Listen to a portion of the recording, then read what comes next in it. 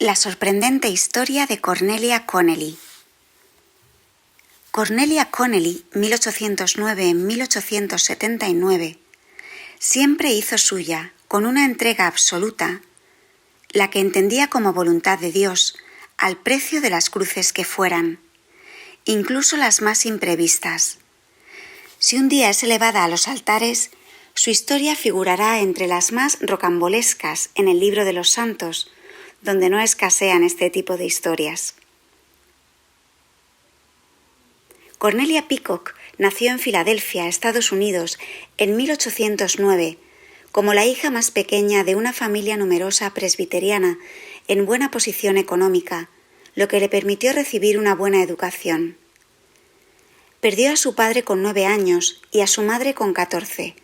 A partir de entonces empezó a vivir con Isabela, hija de un matrimonio anterior de su madre, y con su marido Austin, cuyo hermano era pastor de una comunidad episcopaliana que Cornelia empezó a frecuentar.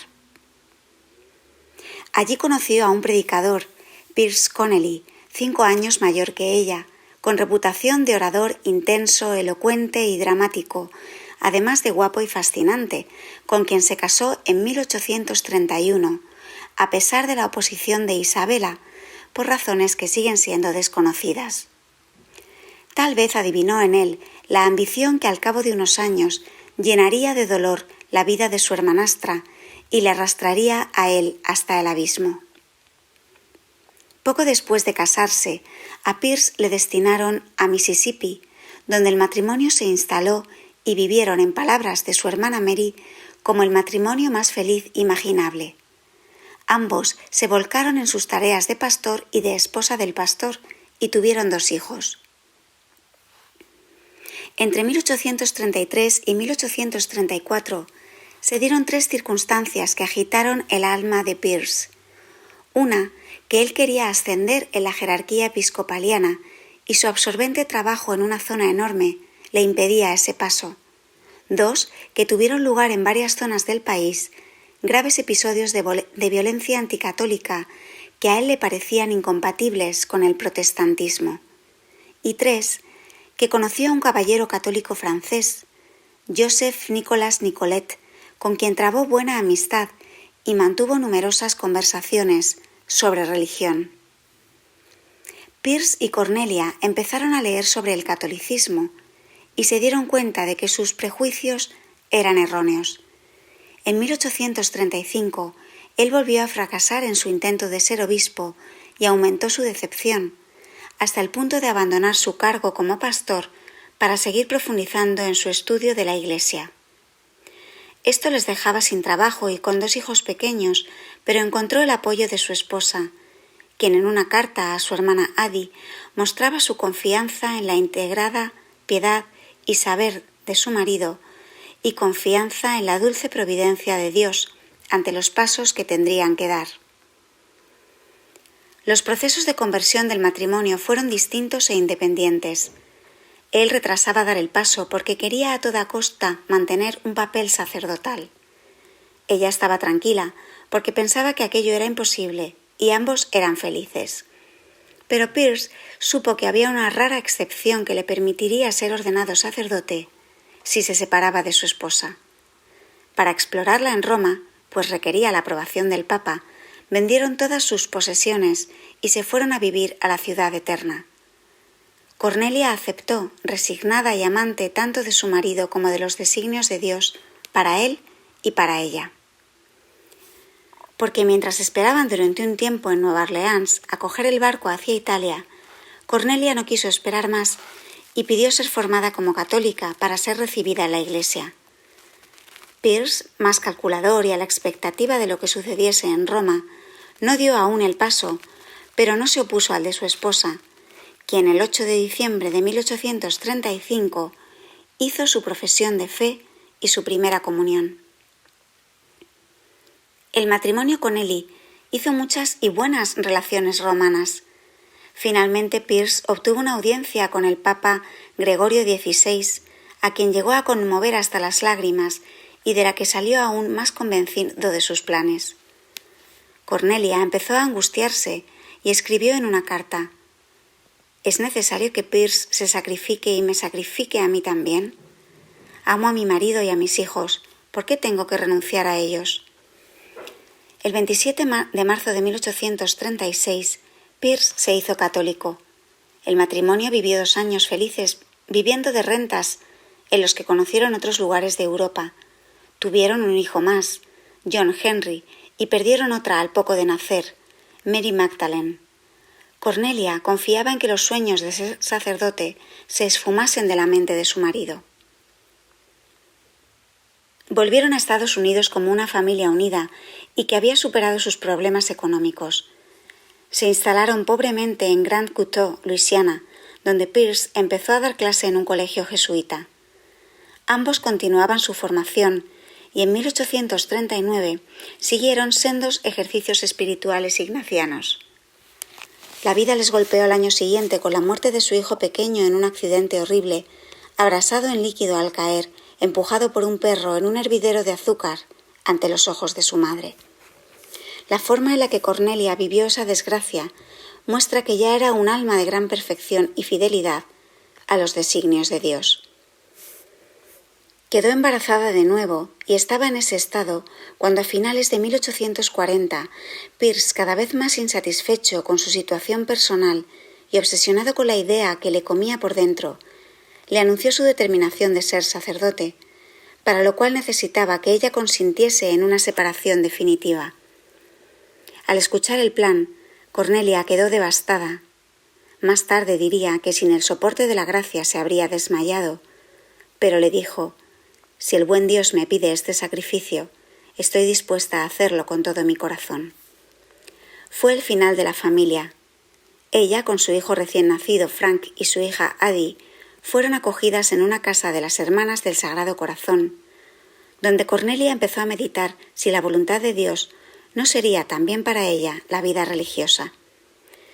Él se llevó a su hijo mayor, Merty, para ingresarlo en un colegio en Inglaterra, mientras continuaban los trámites de la dispensa que le permitiese ser ordenado. Cuando la Santa Sede decidió aprobar las intenciones de Pierce, pidió que la renuncia de Cornelia fuese en persona, así que la familia entera volvió a viajar desde Filadelfia a Roma. Llegaron en diciembre de 1843 y en marzo de 1844 él hizo la petición formal, que fue inmediatamente aceptada y ambos firmaron la solicitud de separación. Cuando en 1845 Cornelia tuvo que hacer voto perpetuo de castidad para que su marido pudiese ser ordenado, le pidió que reconsiderase una vez más sus planes y el impacto que iban a tener en la familia. No tuvo éxito en su petición. Ella hizo el voto y al mes siguiente Pierce fue ordenado sacerdote. Cornelia, aunque destrozada por dentro, participó en la ceremonia desde el coro. «Se lo he entregado a Dios y este pensamiento me consuela mucho», escribió entonces. Establecieron un régimen de educación para los hijos. Addie estudiaría en Roma y los chicos en Inglaterra, y también un régimen de visitas para Pierce. Cornelia seguía en el convento del Sagrado Corazón, en Roma. No se sentía a gusto allí, en un régimen de clausura, pero sí seguía convencida de su vocación religiosa. «Pertenezco enteramente a Dios. Lo abandonaría todo para seguir su voluntad». Junto con su confesor, un jesuita estadounidense, John Grassi, concibió la idea de una nueva congregación de vida activa entregada a la educación de los católicos pobres, en particular los inmigrantes irlandeses, la Sociedad del Santo Niño Jesús. Aunque Cornelia quería volver a Estados Unidos, el Papa le pidió que fundase en Inglaterra, donde el movimiento de Oxford estaba produciendo numerosas conversiones. Cornelia obedeció y se fue allí con sus 2 hijos pequeños. En 1846, bajo la protección del obispo Nicholas Wiseman, recibió en Derby a las primeras 3 postulantes de la nueva fundación, 2 de ellas recién conversas. En este punto la vida de Cornelia Connelly exige 2 perspectivas distintas. Una es la de su congregación, que fue extendiéndose ya en vida suya por diversos países, donde continúa su obra de formación con colegios en 4 continentes, 15 en Estados Unidos. A lo largo de los años, la fundadora demostró sabiduría y criterio y sobre todo santidad de vida, tanto en los momentos de privaciones para la nueva fundación como cuando empezó a recibir favores y donaciones que le permitieron crecer. La segunda y más dramática es el calvario al que la sometió Pearse. Él también había sido destinado a Inglaterra, pero no había visto a Cornelia desde su separación en Roma. Al igual que le había pasado como pastor episcopaliano, como sacerdote católico empezó a sentir frustración porque sus planes de hacer carrera no se verificaban. Entendía que sus talentos se estaban desperdiciando en el ministerio encomendado. Su carácter impulsivo y radical había perdido el factor estabilizador que había supuesto su esposa durante el matrimonio, y ahora no podía verla en virtud de los votos de ambos. Además, quería tener un papel relevante en la naciente sociedad del Santo Niño Jesús. Una mañana se presentó en Derby sin el preceptivo permiso y sin avisar. Cornelia le dijo con firmeza que tenía que marcharse, lo que provocó una iracunda carta al día siguiente. Ella le contestó diciéndole que la había hecho llorar y le reprochó no ser consciente del dolor que le había causado con una separación que él mismo había pedido. En más de una ocasión reiteraría que la congregación se había fundado sobre un corazón roto. Y una de sus insistencias en la educación de las alumnas, reflejo tal vez de la nostalgia de su familia perdida, era que las religiosas las quisiesen como si fuesen sus hijas. Pearse regresó en otra ocasión e intentó verla infructuosamente, gritando y llorando durante 6 horas en el recibidor e incluso tirándose por el suelo en desesperación. Su esposa, aconsejada por su director espiritual, se negó a recibirle en esas condiciones, fiel a los compromisos adquiridos ante él y ante la Iglesia. Eso disparó el odio de Pearse, quien sacó a sus hijos menores del colegio donde estaban, sin permiso de Cornelia, y se los llevó consigo para forzarla a verle y negociar. Ella comprendió la trampa. Carecía de instrumentos legales para reclamar a sus hijos, así que decidió ser fiel a Dios y a su voto de no ver a su marido y entregarse a la vida religiosa. Pearse, descompuesto ante una situación que él había creado y se volvía en su contra, mostró el rostro oculto de hombre ambicioso y en el fondo escéptico que quizá sí intuyó la hermanastra de Cornelia cuando se opuso a su enlace. Abandonó el sacerdocio, perdió la fe, empezó a escribir contra la Iglesia y en 1849 puso una demanda judicial para acusar al obispo Wiseman de secuestrar a su mujer y a ésta de abandonar a sus hijos. Solicitaba, además, la restauración de sus derechos conyugales. Los amigos de Cornelia le aconsejaron volver a Estados Unidos, pero ella estaba convencida de su razón. Aunque en 1850 el tribunal falló a favor de él, la apelación de los abogados de Cornelia tuvo éxito y en 1851 fueron restituidos sus derechos y Pearse condenado a abonar las costas. Como no tenía dinero para hacerlo, abandonó el caso judicialmente, pero continuó durante toda su vida sus campañas anticatólicas contra su esposa, quien por su parte nunca dejó de rezar por su conversión.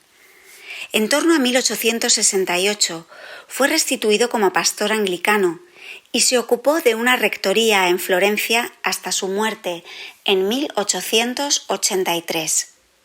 Fue enterrado en el cementerio evangélico de la ciudad. El escándalo perjudicó no solo la reputación de Cornelia, sino también la de su obra, que fue sumando nuevas dificultades. Confió sus dolores a la Virgen María y llegó a confesar la alegría de corazón de su vida de aceptación del sufrimiento. En cuanto a sus hijos, Cornelia nunca volvió a ver al mayor, quien murió joven en Estados Unidos de fiebre amarilla. A la segunda, Adeline, que fue muy desatendida por su padre, no la vio hasta 1877, cuando la visitó en el convento. Al morir su padre volvió a la Iglesia, él la había alejado de la fe, y destacó por sus obras de caridad. Murió en 1900. En cuanto al pequeño, Frank, fue un pintor y escultor de renombre. Tuvo un hijo a quien educó en un colegio del Santo Niño Jesús en Francia y mantuvo buenas relaciones con la fundación de su madre. Pero a ella solo la vio 2 veces y siguió siendo protestante hasta su muerte en 1934. Los 25 años siguientes al final de su pleito con Peirce no fueron sencillos para Cornelia. Su fundación se enfrentó a diversas dificultades canónicas e intromisiones y al alejamiento del ahora cardenal Wiseman. Sacerdotes y obispos quisieron controlar la obra, pero ella se resistió y ganó. A partir de 1874 fue cediendo el gobierno de la Sociedad del Niño Jesús a las hermanas. En 1879, a consecuencia de una nefritis, falleció tras una agonía en la que destacaron la paz de su alma y de su rostro.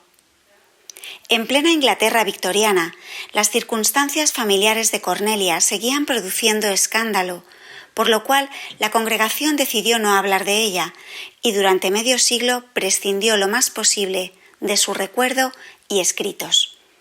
Sin embargo, su fama de santidad persistía a través del recuerdo de quienes la conocieron, expresado en cartas que llegaban al Santo Niño Jesús, evocando gracias místicas de las que habían sido testigos. Algunas de las religiosas que más la habían conocido plasmaron en el papel sus recuerdos, adquiriendo especial importancia los de la Madre María Joseph Buckle, y las oraciones y canciones que ella hacía para sus alumnas siguieron utilizándose en sus colegios. En 1911 se habló de una curación por su intercesión y en 1922 se publicó la primera biografía oficial. En los años 30 se dieron los primeros pasos para su beatificación, que fueron frenados porque no se consideraron suficientes las pruebas documentales. Sin embargo, en 1935, su exhumación para trasladar el cuerpo desveló un buen estado de conservación. En 1959 se abrió oficialmente la causa en la diócesis inglesa de Southwark y en 1992 fue declarada venerable, a la espera de un milagro que la eleve a los altares. Esperamos que os haya gustado esta interesantísima historia de la vida de esta religiosa que hemos querido compartir con vosotros en el canal El Rosario de las 11. Podéis obtener más información en la página web religionenlibertad.com. Si os ha gustado, por favor, darle like, reenviadlo, compartidlo y os animamos también a que os suscribáis al canal El Rosario de las 11. Suscripción gratuita, como ya sabéis, y una forma muy bonita de apoyar a un canal católico. Como siempre, os esperamos a las 11 de la noche, hora española, para rezar el Santo Rosario. Un abrazo a todos y que Dios os bendiga.